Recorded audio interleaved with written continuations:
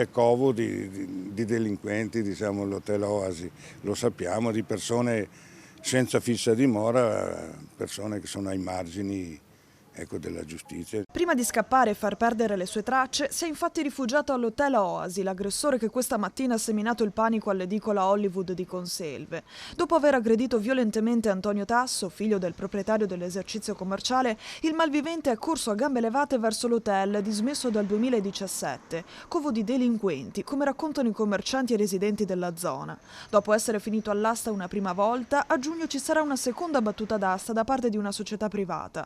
Nel frattempo però i cittadini non si sentono al sicuro. Anno in anno peggiora sempre di più e ad oggi è un degrado sociale questa zona, cioè nel senso quella parte lì è sempre ovviamente incanalata da queste persone. Una cosa molto simile un paio di anni fa e poi per fortuna si è risolta, l'hanno portato via e l'hanno mandato proprio via dall'Italia. Siete preoccupati, immagino. Sicuramente sì, siamo qui tutto il giorno e spesso anche da soli e quindi sicuramente per noi è una cosa poco carina, ma anche per gli abitanti. È da un po' di tempo che la situazione è così.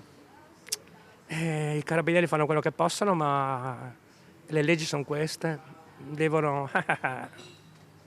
L'Oasi si sa che è un po' così, anche perché sta prendendo il sopravvento la situazione.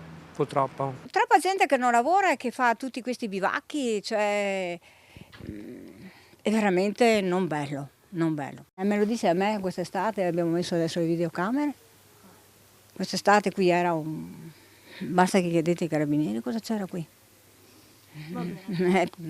Speriamo in bene, però c'è troppa gente a casa da lavoro, troppa gente che bivacca, hanno tutto.